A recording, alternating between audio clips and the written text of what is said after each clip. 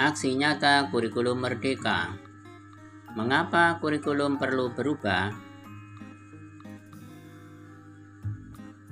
Apa kurikulum itu?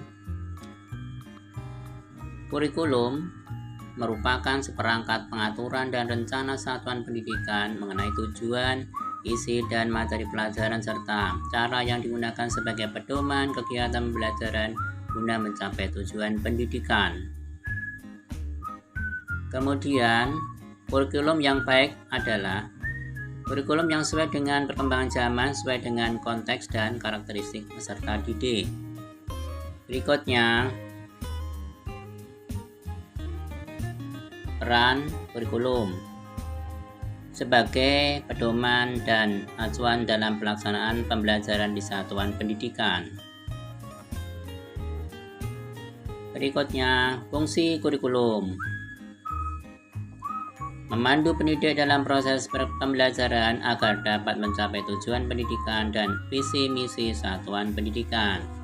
Berikutnya, komponen kurikulum.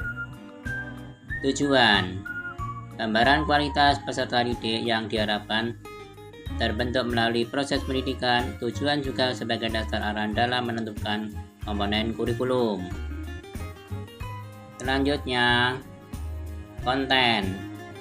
Konten merupakan pengetahuan yang berisikan fakta, konsep, prinsip, nilai, dan keterampilan yang diberikan kepada peserta didik.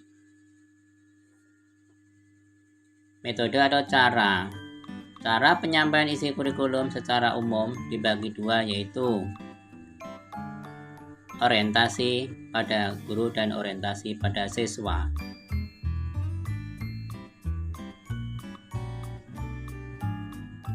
Sedangkan evaluasi untuk menilai pencapaian tujuan kurikulum dan tujuan implementasi kurikulum secara menyeluruh. Hasil evaluasi juga dapat digunakan sebagai umpan balik untuk melakukan perbaikan penyempurnaan kurikulum. Lalu, mengapa kurikulum perlu berubah? Agar sesuai perkembangan zaman untuk memenuhi kebutuhan belajar peserta didik, mempersiapkan generasi muda dan cemerlang. Kesimpulan, kurikulum harus berubah sesuai dengan perkembangan zaman. Sekarang perkembangan teknologi dan informasi sangat pesat dan berpengaruh terhadap karakteristik dan gaya belajar peserta didik. Dan pembelajaran akan membosankan jika tetap menggunakan model pembelajaran teacher oriented. Kurikulum merdeka adalah jawaban untuk mengatasi permasalahan tersebut. Pembelajaran yang berpusat pada peserta didik sesuai dengan tujuan pendidikan yang disampaikan oleh Bapak Ki Hajar Dewantara.